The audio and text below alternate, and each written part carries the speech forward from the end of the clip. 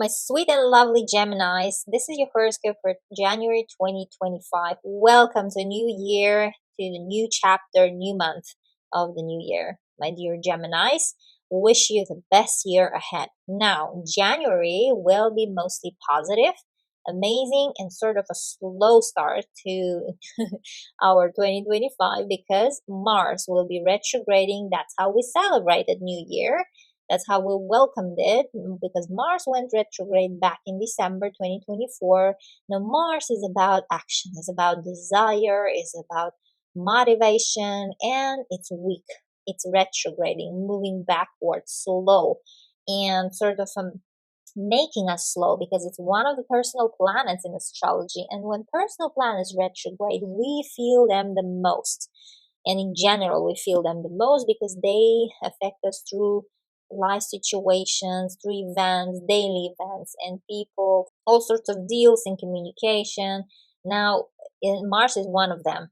Now, and it's crawling back, on January 6th, Mars will move into your second house. Now, second house is all about earning income, sort of earning money house, your job, also resources of money that you get it from, and it will stay there as weak until February 2024. Now, until February 24, in general, first half of 2025 seems like the universe is telling you to focus on this your money house, earning skills house. Now, second house is all about job. Seems like some of you guys might go back of what you've been doing as an example. And you might have been actually busy during New Year and festive season too, while Mars was retrograding in your house, or dealing with a lot of paperwork from your like previous workplace, or with colleagues from the previous workplace, or your manager, as an example. Or you might go back actually to take up some projects that you've done before or where you worked before actually. Now, second house is all about sources of income too, and you might actually go back to some sources where you were getting like your money, as earning some money, for example. Now, second house is also all types of resources, not only material, like it can be also psychological, like energy, food, and gardening also. Some of you guys might start gardening, as an example, to have your own garden to plant, let's say, and to have your own vegetables and fruits, as an example. And you've done this before, seems like. And some of you might start, go back, like, let's say, to that eating habit, like some food supplements, I don't know, that you've been taking before and you stopped for some reason. Or you might go back to same, I don't know, and food supplements, whatever is that related with eating habits, or maybe diet. You might start dieting again. Second house is also a house of self-esteem, and in general what you value in life, like your life priorities, whether it's family, whether it's, I don't know, maybe love, maybe money, maybe friends. And Mars rules your 11th house, now house of future dreams and wishes. And seems like you might actually reevaluate. You might go back to something that you've been focused on in terms of, your values, like to your family, or to, I don't know, to love, or something will come back, into your life, sort of your direction to your future. You might again go back to some sort of plans to your future, as an example. Now, because it's second house, it's also material possessions, like expensive, for example, real estate or car, those expensive things. Now, Mars here, I wouldn't suggest you to actually buy anything expensive while Mars is weak in your house of expensive things. Do you know what I mean? So you might not like it. In general, when Mars is weak and it's retrograding, it's never a good idea to buy something very like a house or apartment or maybe jewelry. Then you might actually regret, and it will be hard to give back. Or in this case, if you are giving back those things or like exchanging or selling them, This will be amazing time. And some of you guys might actually think about selling these things around January 6th. Now, let's talk about full moon January 13th. We have amazing full moon. Now, full moons are all about conclusion, or they show you reveal some things in life that was already there, some sort of logical conclusion, which is happening in your same second house, earning income house, conjunct Mars, which is retrograding there, which is weak. And this one happening at 23 degrees, meaning those of you who are born 13th of June will be affected the most, plus or minus 5 days around this date born. Now, full moon will receive shocking positive aspect from Uranus. Now, Uranus is all about shock, is all about surprising news, and is also, a sort of, it likes to give all of a sudden situations in our life. And Uranus will be situated in your 12th house, house of far lands. And in general, it's a house where you are sort of in solitude, where your movements are restricted too. And plus, Uranus rules your house of foreign lands too. Wherever you will be, seems like that shocking thing will be coming from somewhere foreign, somewhere abroad. It's not where you grew up. And it can be a person too, someone there situated somewhere far. Now, and this full moon will show you the value of that person. As an example, some of you guys might actually quit your job, and that will be happy news. Seems like to you, shockingly happy. Plus, some of you guys might discover, as an example, as a revelation, some source of income that will come to you from far, from somewhere, from a different country. Or it might be inheritance, because it's your 12th house. It's all about inheritance too. And again, you will be surprised to find out about this, that you got inherited a house, as an example, a car, I don't know, something which is precious. Or even just to find out that, for example, like you start renting out an apartment that you own in some other country, and that will go surprisingly well. And that's actually what you're going to wish. And that was something that probably you've been doing before, or probably you've been thinking as a future income source before in general. Now, January 29th, we have one of the important transit of 2025, plus of January, lunar nodes. They are changing signs. Now, lunar nodes, they are always two. North node is moving into your 10th house, South node is moving into your 4th house. Now, I talked about these lunar nodes a lot more detailed in your 2025 horoscope. If you haven't checked, go check on my YouTube channel, and always check your rising sign, because that's the most influential. But sometimes it's sun sign and moon sign too, so safe to check 3 signs to compare which one affects you the most. Now, here I would briefly like to mention why, because I will make a separate video about these lunar nodes. It's a huge topic, so stay tuned in January, my dear Geminis, for upcoming video about these nodes. But here I would briefly mention, because 10th house and 4th house is sensitive. It's called angular houses. Now, 10th house is all about career, and 4th house is all about family. Those are sensitive areas for us in general. And because of this lunar node, eclipses, they fall in these houses, and eclipses, they are rocket ships of universe. They can bring you in split second up and in split second down, depending on your situation, life situation, and story in general, what you've been doing for the past 18 years. Because lunar nodes, they come back to the same point every 18 years. Now, you might think back to 18 years ago, what was going on. It's 2007 and 2008 in your life. Topics might be similar, Now, 10th house and 4th house is very sensitive, because it's like a make a cross in the sky with 1st and 7th and 10th and 4th. So there is a cross, and this is the most important cross in astrology. And we feel the eclipses the most, extreme way, when they fall in this angular houses. And in your case, it's like this: 10th house and 4th house, my dear Geminis. a lot of changes in your career, a lot of changes in your family status. Like, are you married, divorced? A lot of you guys will change those things in the next a year and a half, because eclipses and lunar nodes, they spend a year and 8 months to be precise in each sign. Now, the same day, January 29, we have new moon in your ninth house. Uh, and at 9 degrees, meaning those of you who are born 30th of May will be affected the most by this new moon, and it's super powerful, super sweet new moon, because Jupiter will be supporting from your first house. Now, this is amazing new moon to you, my dear Geminis, because Jupiter is all about luck and abundance and happiness.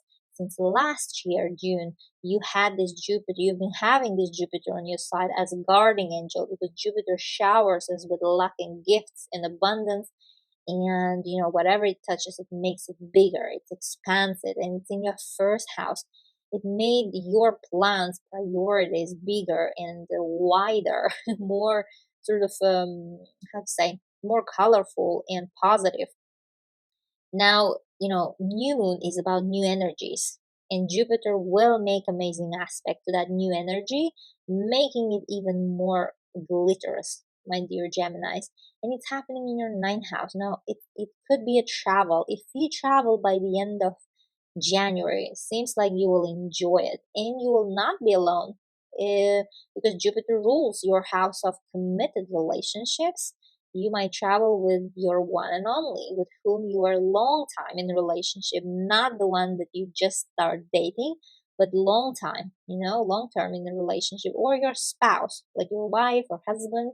You might travel together to somewhere, as an example, because it's ninth house. The ninth house is also about education. Some of you guys might start your education journey. If that's your topic, this new moon has amazing energy to give you great start to your new sort of educational endeavor. Like, whether it's masters, I don't know, bachelors, you will have amazing support there. And it seems like it will be something related, it might be abroad actually, somewhere foreign, or it can be some university which has a lot of diversity there. Now, ninth house is also a house of legal affairs. Some of you guys, this new moon has power to bring you positive result of your, legal case if you're involved in one. But this one, because it's new, seems like it could be about. It's too good new moon to have a lawsuit there. But sometimes, it can work. But it seems like anyhow, everything in judge and ruling will be on your side, so no worries. Jupiter has your back, my dear Geminis. Now, ninth house is also house of religion and mentality, broadening our mind, sort of house beliefs and convictions, sort of. You might discover for yourself sort of new religion or new belief system, as an example, or you might travel to these kind of sacred places. Now, ninth house is also house of publishing. If that's your topic, and if you've been like hoping to publish your book by the end of January, amazing, shoot this one, because Jupiter will make it popular and will make it bestseller in your first house. It will broaden this to the whole world, this publication, whatever is that, whether it's a book, your research, if you're a researcher, I don't know, article, mm, whatever you're writing, poems, now literature, so whatever related to publishing. But if you've been looking for to like a good publishing house or editor, you will have luck there too. You will find perfect suiting for this job person, my dear Geminis. Now, this is also second marriage house. Some of you guys might decide actually to take up your relationship to a higher level, second relationship to the next level. Let's say as getting married, for example. You might get proposal, or you might propose yourself, and it will be sort of second marriage. And if you have exam around end of January, again, you will be protected, my dear Geminis. You will pass it with ease. No worries on that. Now, ninth house is also house of all these documents related to immigration, related to foreign lands and travels And it seems like you might start this kind of process here to move somewhere, or to get the citizenship, for example, or to get the residence permit. And you might start this documentation process, like applying some documents, going, like running some errands around this thing. And lastly, January 30 will have Uranus moving, going direct finally after retrograding. Now, Uranus will be huge in 2025 too. It's going direct in your 12th house for the last actually year. And in July, it will move into your sign. And this is very huge thing for you. And I will also make about Uranus a video, but it will be much later in July. So don't miss it and subscribe. Now, Uranus spends in 1 year 7 years. So for the last 7 years, it was in your 12th house. The Uranus is planet of shock and surprises, all sorts of shocking situations. And it was giving you all this kind of sort of roller coaster things, because Uranus is all about, I call it as a roller coaster, it's all about up and down kind of lifestyle, and it was in your 12th house. And the 12th house is all about far lands. You might have been actually, how to say, quite often like traveling far abroad, for example, from one continent, or I don't know, over the ocean, and always back and forth. This kind of lifestyle could have been. Plus, Uranus rules your ninth house of travel. The 12th house is also a house of, inheritances. It could have been about that too. Quite a lot of like I would say, stressful, shocking, surprising situation could have been around that real estate or piece of, I don't know, inheritance, um, which is located very far. As an example, could have been a lot of things going on there. Now, Uranus in general rules also about freedom. It's in a good way. It actually gave you freedom of spirituality. It made you dive deep actually into spirituality, into yourself, like psychology, because 12 house is all about that. It's all about our subconscious mind. Uranus could have given you opening your third eye, for example, or like experiencing, how to say, out of physical body sort of journey, kind of this kind of experiences and situations. Now, it could have been giving you a lot of. Now, 12 house is also house of surgeries. On this kind of point, Uranus also could have given you shocking moments of, I don't know, needing, let's say, some type of surgeries. It doesn't matter, it could have been serious, could have been very small, but it was always sort of unexpected events could have been. Now, 12 houses, also about retreats and rest, and as I said, surgeries. And Uranus is planet of youth and being young, and of young people. Seems like for the past 7 years, you could have been doing this kind of surgeries, like much interested than any other person, let's say, like zodiac sign. For example, like plastic surgeries, or some which makes you young, some procedures, medical procedures, cosmetic procedures, whatever is that. You could have been quite interested in this area for the past 7 years, and it was since 2018 and since 2019 in your 12th house. Now, for some of you guys, you might have taken up a business, like a hotel business where people sleep. 12 house is about sleep also. Or, I don't know, business of beddings, like beds also. Or maybe, I don't know, selling pillows as an example. And that could have been also a big surprise to you that you are good in that, as an example too. Now, 12 house is also house of isolated places like islands, hospitals, prisons, and you might have been visiting someone for the past 7 years, as an example, in these kind of places, or you might have been working in these kind of places. But now in 2025, seems like that place is changing. You might stop going to those places.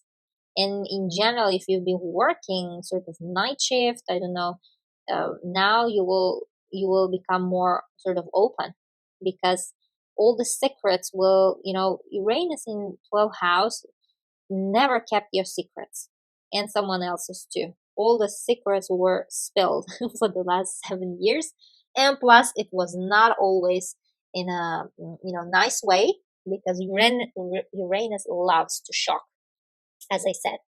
Now, this was your horoscope for January 2025. I wish you amazing month. Love you all. Bye bye.